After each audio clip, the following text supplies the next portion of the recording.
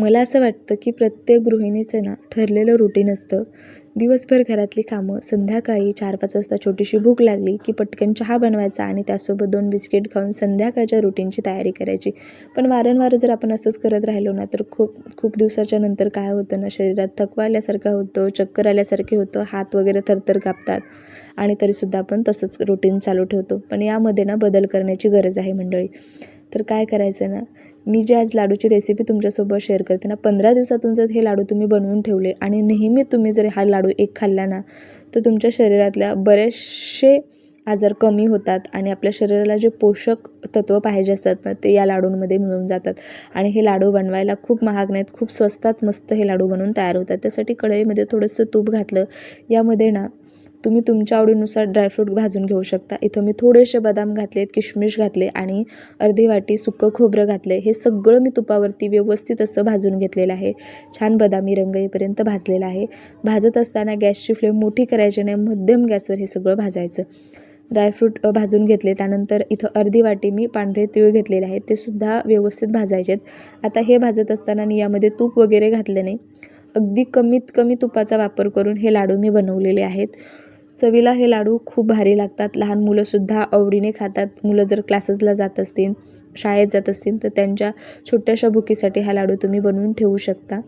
तीळ व्यवस्थित भाजले की काढून घ्यायचे आणि यामध्ये ना अर्धा किलो शेंगदाणे मी व्यवस्थित असे भाजून घेतले होते. नेहमी आपण गूळ शेंगदाण्याचे लाडू बनवून ठेवतो आणि ते लाडू आपण खातो. पण जर यामध्ये थोडेसे ड्रायफ्रूट घातले ना, तर हे लाडू आणखी पौष्टिक होतात. यामध्ये तुम्ही थोड्याशा सीड्स म्हणजे ज्या बिया असतात ना भोपळ्याच्या वगैरे, त्या जरी घातल्या ना तरीसुद्धा चालणार आहे.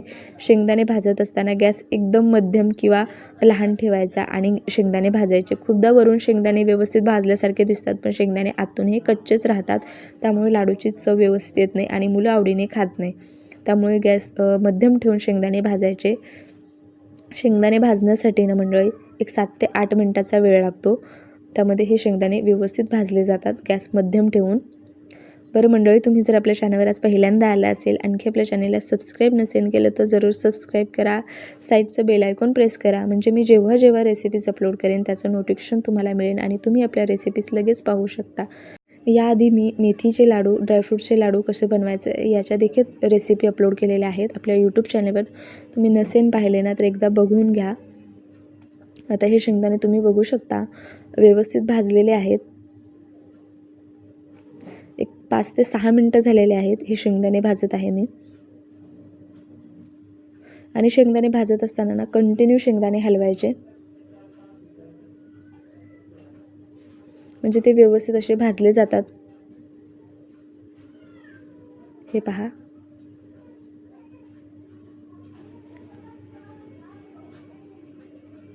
आता हे शेंगदाणे व्यवस्थित भाजलेले आहेत.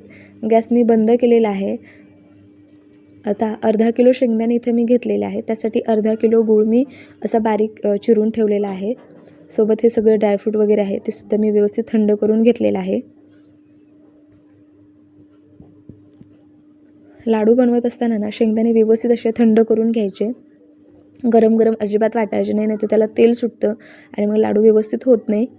त्यामुळे हे व्यवस्थित थंड करायचं आणि त्यानंतरच वाटून घ्यायचं आहे. तर आता हे शेंगदाणे व्यवस्थित थंड झालेले आहेत. हे मिक्सरच्या भांड्यामध्ये मावेल तेवढे घालायचे आणि वाटून घ्यायचे.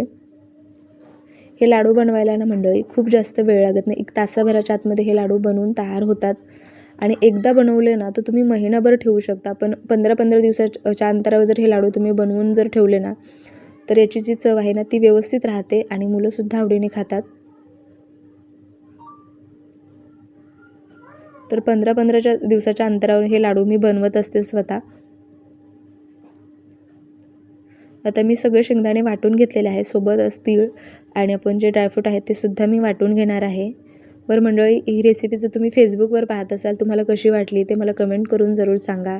आणि तुम्हीसुद्धा आपल्या फेसबुक पेजला आणखी फॉलो नसेल केलं तर जरूर फॉलो करा अशा सिंपल आणि टेस्टी पौष्टिक रेसिपी पाहण्यासाठी. आता इथं मी ना खोबऱ्याचे छोटे छोटे तुकडे करून भाजून घेतले. तर तुम्ही किसून जरी भाजून घेतलं ना तरीसुद्धा चालणार आहे. खूपदा काय होतं ना, मिक्सरच्या भांड्यामध्ये खोबरं व्यवस्थित वाटलं जात नाही. जर तुम्हाला असं वाटत असेल की तुमच्या भांड्यामध्ये खोबरं व्यवस्थित वाटलं जाणार नाही, तर तुम्ही किसून घ्या आणि त्यानंतर भाजा. आता हे सगळं मी व्यवस्थित वाटून घेतलेलं आहे. बारीक चिरून घेतलेला गूळ यामध्ये घालायचा. हे पहा. आता हे ना हातानेच थोडंसं एकजीव करून घ्यायचं. आता इथं माझ्याकडे मिक्सरचं छोटं भांडं आहे. मोठं भांडं असतं ना तर आणखी काम सोपं होतं. म्हणजे हे 2 बॅचमध्येच व्यवस्थित वाटलं गेलं असतं. आत्तापर्यंत यामध्ये मी फक्त अर्धा चमचा तूप घातलेला आहे. आता यामध्ये ना मी पुन्हा 1 चमचा तूप घालणार आहे. म्हणजे 1-1.5 चमचा तुपाचाच इथं मी वापर केलेला आहे. पण तुम्हाला दाखवते लाडूला किती छान बाइंडिंग येते. आता तूप घातल्याच्यानंतर याला व्यवस्थित असं मिक्स करून घ्यायचं. तूप तुम्हाला जर जास्त आवडत असेल ना, तुम्ही जास्त जरी घातलं ना तरीसुद्धा चालणार आहे. पण शेंगदाण्याच्या लाडूंना ना तुपाचं प्रमाण थोडंसं कमीच ठेवायचं. का तर यामध्ये आपण शेंगदाणे किंवा खोबरं हे जे घातलेलं आहे ना, तीळ, याला खूप सारं तेल सुटतं. त्यामुळे ना यामध्ये तुपाचं जे प्रमाण आहे थोडंसं कमीच ठेवायचं. आता हे मी व्यवस्थित असं मिक्स करून घेतलेलं आहे हाताने. पण लाडूला छान बाइंडिंग येण्यासाठी काय करायचं ना, मिक्सरच्या भांड्यामध्ये हे थोडंसं मिश्रण घ्यायचं आणि थोडंसे अर्ध्या मिनटासाठी फिरवून घ्यायचं. म्हणजे याला बाइंडिंग खूप छान येते. हे लाडू माझ्या मुलीला आणि मुलाला दोघांनाही प्रचंड आवडतात. इतर लाडूंपेक्षा हे लाडू माझ्या मुलांचे अगदी फेवरेट आहेत. हे लाडू ना अगदी संपायच्या आधीच मी बनवून ठेवते. तर तुम्ही बघा किती मस्त याला बाइंडिंग आलेली आहे. आणि हे लाडू खूप पटपट बांधले जातात. अजिबात वेळ लागत नाही. हे पहा. आणि हे जे मिश्रण आहे ना अगदी पेढ्यासारखं होतं. याच पद्धतीने हे मी सगळं वाटून घेतलेलं आहे. म्हणजेच अगदी थोडंसं मिश्रण जे आहे ते मिक्सरच्या भांड्यामध्ये घेतलं आणि वाटून घेतलं आणि हे सगळं मिश्रण मी तयार करून घेतलेलं आहे. आता याचे मी लाडू बांधून घेणार आहे.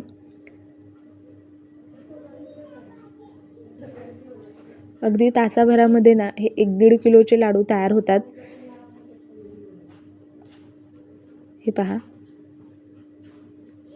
आता इथं मी ना थोडीशी मध्यम साईजचे हे लाडू बनवत आहे. तुम्ही जर लहान मुलांसाठी बनवत असाल ना तर यापेक्षा आणखी छोटेसे बनवले ना तरीसुद्धा चालणार आहे.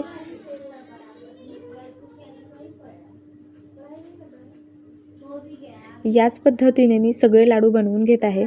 जर तुम्ही हॉस्टेलमध्ये जर राहत असाल, तुम्हाला स्वयंपाकाचं काहीच जमत नाही, तरीसुद्धा तुम्ही हे लाडू बनवू शकता. एवढी ही सोपी पद्धत आहे. अजिबात बिघडणार नाही. अगदी नाही तूप जरी घातलं ना तरीसुद्धा ह्या लाडूला खूप छान बाइंडिंग येते. त्यामुळे हे लाडू तुम्ही स्वतःसाठी बनवून खाऊ शकता.